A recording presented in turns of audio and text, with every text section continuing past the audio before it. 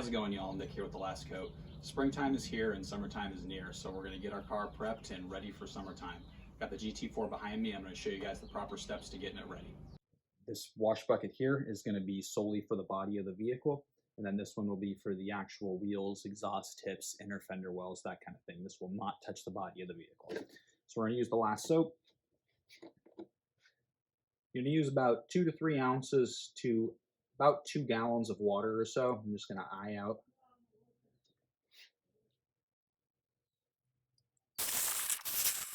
Now we're going to put 2 to 3 ounces into our foam cannon. There is no water in here yet.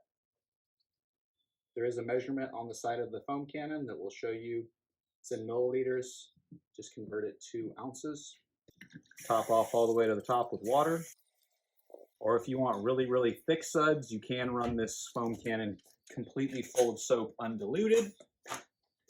But you can do it like this, and this is the preferred method. Okay, so before we start our rinse process or anything else on the body of the vehicle, we need to figure out what we're going to use on our wheels to clean them. So we ultimately have 2 options. If your wheels are full of iron deposits and are extremely caked in brake dust, your go-to is going to be Iron Off from us at the Last Coat. It is a very good wheel cleaner, but it's not going to be your everyday wheel cleaner. It is for cleaning a very, very dirty wheel, or a wheel that has just been driven for probably a month or so and has not been cleaned. You're going to use Iron Off to make your life easier. If it is a car like this that is washed probably every couple of weeks and the wheels are extremely clean because it gets a thorough cleaning, we're going to go right to Purple Power degreaser mixed 10 to 1. And we're going to spray down the wheel with it. We're going to let it soak, and then we're going to come back and rinse it off.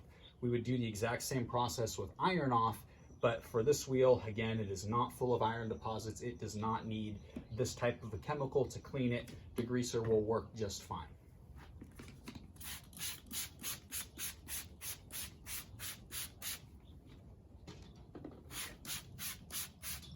We're also going to spray the tire, break up any old tire shine. We're going to get into the barrels of the wheel. We're going to get the caliper good. And when using either one of these products, we want to do this while the wheel is cool and in the shade. We do not want the wheel to be hot. Another thing, when using wheel cleaners, it can rust the rotor. It's not a big deal. Just drive the vehicle, get on the brakes, the rust is going to come off. Even when you wash a vehicle, more than likely you're going to rust the rotor. So don't freak out if that occurs. It's just a normal process of cleaning the wheels. We've done all 4 of our wheels. We're now going to pressure wash them. This is going to remove most of the dirt and debris. We are still going to do a hand wash when we go to wash the vehicle. We are now going to pre-rinse our vehicle, remove any dust and debris we can. Our next step will be to foam the vehicle if you have a foam cannon. If not, you're going to proceed right to the washing stage.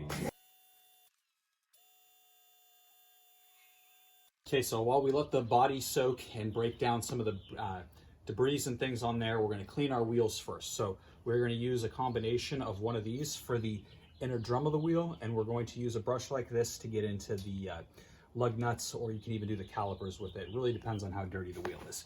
Other than that, we're just going to first start with literally hand washing it. And then if you're using one of these brushes, you're just going to get right into the drum of the wheel, or the barrel, I mean, sorry. In some cases, it may not fit behind the caliper, that's okay. And then if you want to take your little brush to get inside the lug nuts, do that, as well as the actual caliper itself, you can get in here with the fine brush and really break down more debris. As well as this brush does work nice for around the valve stem and that kind of thing. So we're going to do that to all 4 wheels. So we've now gotten our wheels cleaned up.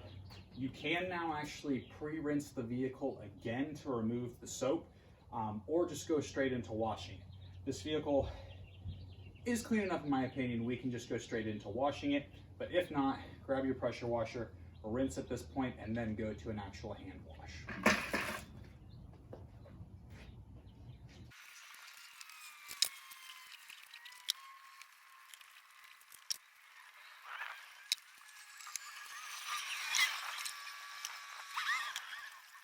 Now it'll be time to rinse the vehicle clean.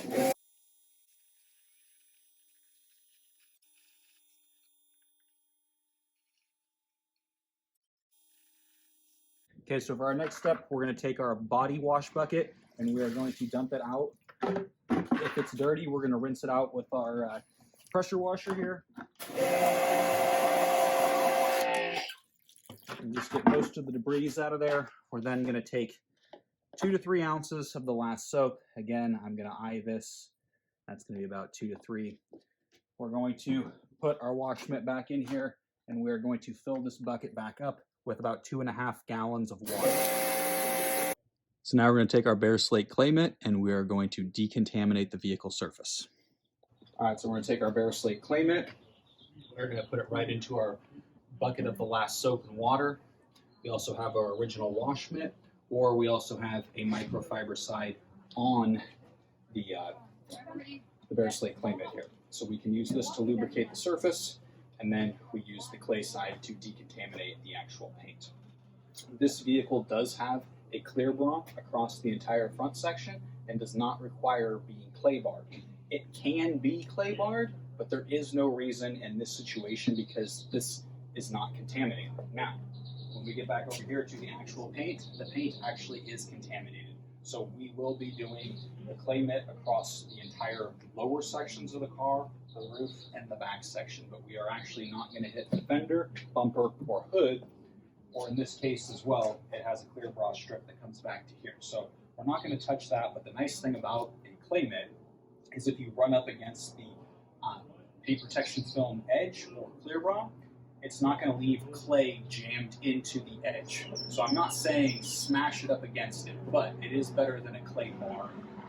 So if you do use the bare slate clay mitt to do the paint protection film up here, you're literally just going to run right across it. And if there's an edge here, wipe that direction. Just avoid coming up against the edge. The other thing when we're using the bare slate clay mitt, when we have a body line or something like this here, we don't want to just dig right into the body line. We just want to gracefully go across it with the line of the vehicle. So now I'm going to continue here and we're going to get this decontaminated.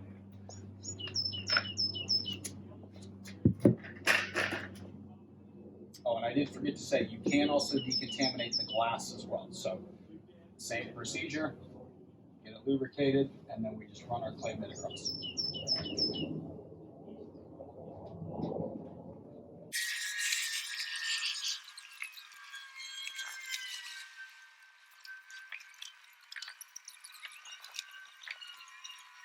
So now we're going to rinse the vehicle one more time and get all the soap off.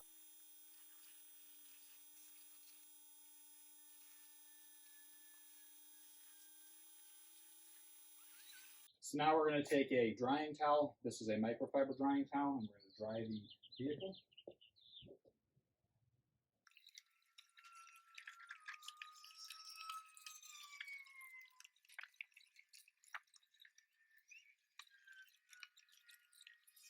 Okay, so now at this stage of the process, I typically open up all the hood, trunk, doors, gas door, and I clean out everything there so we don't have any water coming back out of the car. This will make your life easier when applying TLC. It will not get water into your microfiber and cause it to want to hang up on the paint or things like that. As well as it just makes things much nicer because you're getting it fully clean. So we will do the jams and then we will come down and actually clean up the wheels and dry them off as well.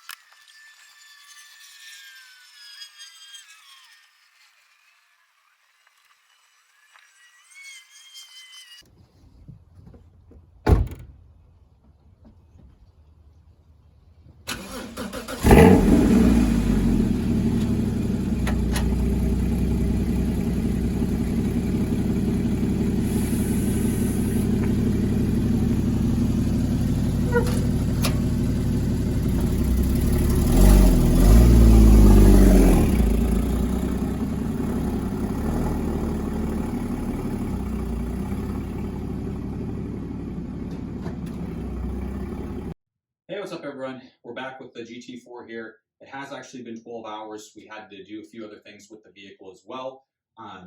So if you had to wait to apply TLC instead of doing it right after your wash and decon process, that is fine. I wouldn't recommend leaving the car outside, but if the car's pulled into a garage or maybe even possibly a carport, that's okay. But you want to try to keep the dust and debris off since you decontaminated the paint. Now things are open. You don't want stuff getting stuck back in there and wasting all your hard work. So put it in the garage, preferable method. So now that we've done all that, I've actually already wiped this car down with a dedicated prep spray. You can also use isopropyl alcohol, rubbing alcohol, 50% to 70% mixture. If you have something that's stronger than that, you can dilute it down with water. Easy way, go to Google, you can figure out dilution ratios for whatever you have. So I'll demonstrate how you're going to do the prep wipe for you real quick, but again, I've already done it, so you can use rubbing alcohol or a dedicated prep spray. Since we have the prep spray, we're just going to use that, but it's going to be the exact same process for the isopropyl alcohol. So we're literally just going to spray it right onto the surface, and we're going to take a fresh microfiber, and we're just going to wipe the surface clean. This is going to eliminate any type of oils, just any dust in general, just anything on the surface that's going to inhibit our TLC from bonding properly. So as simple as that, the isopropyl alcohol and dedicated prep sprays more than likely and predominantly will evaporate and leave no streaking, so don't have to worry about anything like that. So now we can get right into actually applying TLC2. So we're going to use 2 microfibers to do this. If you have a really big car, you may need a total of 4 and switch out halfway through the vehicle. But for a Porsche, something of this size, 2 towels is going to more than likely be adequate. So there's 2 methods you can actually do to apply TLC2. The first method I'm going to show you, I'm going to recommend for new users or people who are a little bit inexperienced with doing something like this. It's a little bit more controlled. So we're going to shake up our bottle here. 1 towel is going to be dedicated for applying and smoothing out TLC. Second towel is going to be for our final buff off to remove any residues or anything like that.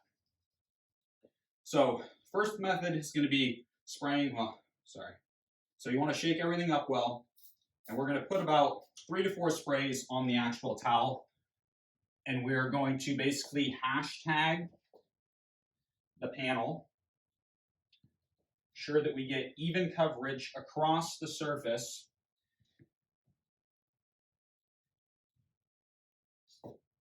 Now that we've done that, we're going to take our second towel and we are going to buff it to a high gloss shine.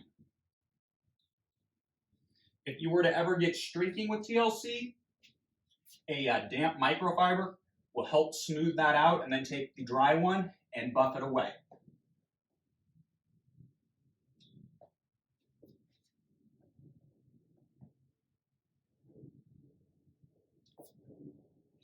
And for the second method to apply, it's going to be a spray directly onto the panel. Less is more here, so don't saturate the panel. I'm not advising that, but if you want to spray the panel, you can if you have a little bit more experience and you're a little bit quicker with what you're doing. So we're going to shake up our bottle again, and we are going to make an even spray across the surface. Don't just hose it down in one area. Once we have an even spray across, we're going to take our application microfiber and we are going to wipe it into the surface using a hashtag pattern predominantly. And then back to our final buff microfiber. And again, buff it to a high gloss shine.